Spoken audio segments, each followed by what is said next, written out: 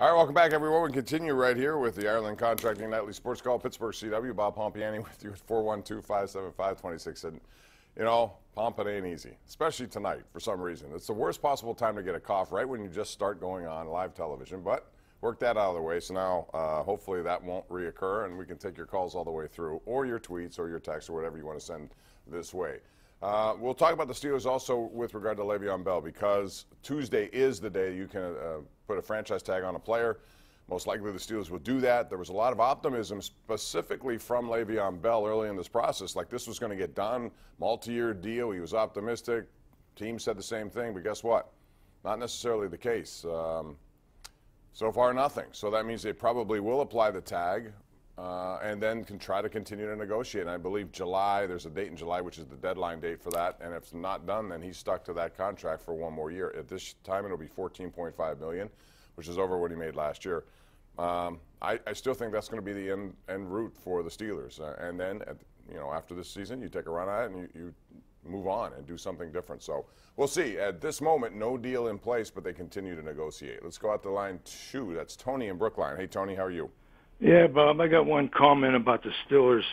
I would let Le'Veon Bell walk or trade him and use that money to fix that defense, because if they don't fix that defense, it's going to be another wasted year. They ain't going to go nowhere. You're suggesting that should come mostly in free agency then, not drafting? Right. Well, it just depends on who's out there and how much money it will command. But I think probably for this year, the best route is what you suggest there for inside linebacker to replace Ryan Shazier. They're going to need somebody who's done it. I don't know if you can trust a raw rookie to come in and fill those shoes. Isn't Dion Lewis a free agent? Or he's a running back, though. You're talking about defense, right? Right, but I mean, would they be able to get Dion Lewis and let Bell walk? Well, I mean, they could do a lot of things if Bell doesn't want to sign, and but I don't think they're going to want that. I think they want him. He's put up some really good numbers in his first several years in this league, and I think they want him to be part of it for at least one more year. If he's not willing to accept whatever the long-term arrangement is, so be it. They'll take the 1 year, and then they'll move on at that point. Thanks for the call, man. Appreciate it.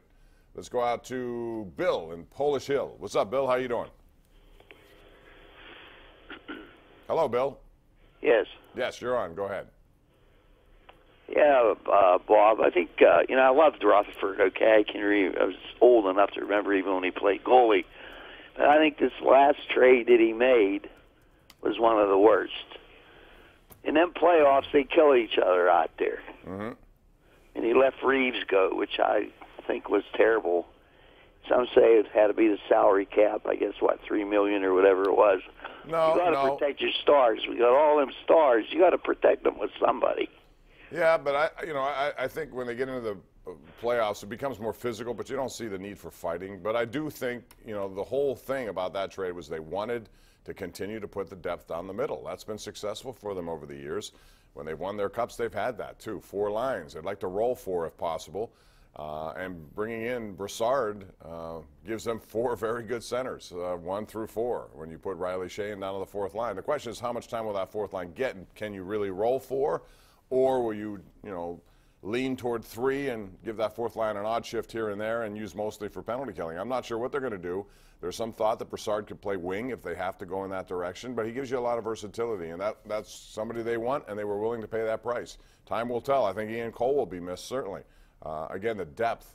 Matt Hunwick did not play with Chad Ruido back in the lineup. He hasn't played in a long time. They hope all those guys can contribute, but over the course of 4 rounds of a playoff, if you're lucky enough to go that far, you're going to need multiple people because there's shot blocking, a lot of other injury potential. Let's go to Calvin in Clearfield. Hey, Calvin, how are you? Welcome to the Sports Call. Hi, Bob. How you doing? I'm good. How are you?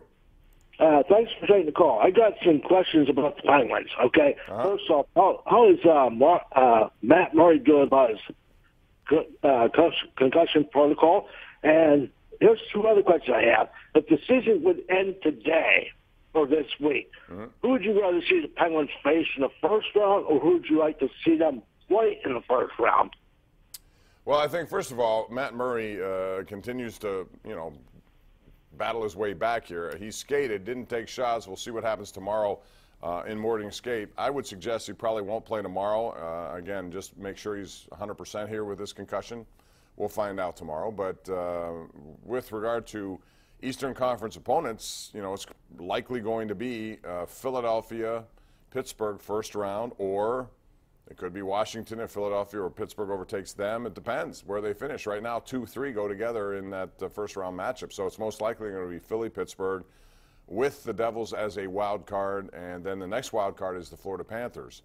You know, you don't get into that other division until later in the playoff round. So the first 2 rounds should be, if the Penguins finish first, second, or third, one of those teams, or 2 of those 3 teams. So it will be interesting to see, but I don't think there's any team that the Penguins can't beat, maybe with the exception of Tampa. Best of 7 this year. Tampa's loaded up. They got a lot of components to their game. Very good defense. Snipers up front. They got 4 lines. They roll them, and they got a deep defense now with the addition of Ryan McDonough. So that would be the team ultimately that you'd like to see in the finals if it comes to that. And it would be a compelling best of 7, no doubt. Alan and Cecil. What's up, Alan? How you doing? Hey, Bob. How are you? Hey, I just want to talk about Marc-Andre Fleury. 33 years old, carrying that Vegas Knights team on his back. You know, Marty Brodeur played to his 43. Could we have perhaps made a wrong decision, maybe have kept him? I know a lot of people on even terms, I would have loved to have had him here. And I think, you know, they had to make a decision that was prudent for them financially moving forward. And you know, to have that much money wrapped up in 2 goaltenders, it is a great luxury to have, and they had it for 2 years, but it just didn't make a lot of sense that way.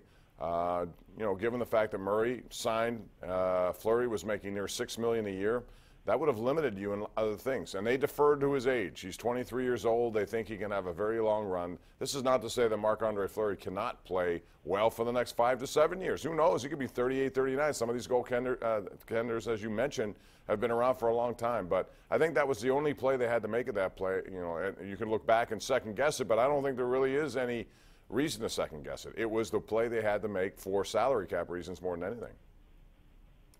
All right, man, thank you. Let's go to Jordan in Punxsutawney. What's up, Jordan? Well, Jordan was there. Jordan's no longer there. 412-575-2600 is the number to call.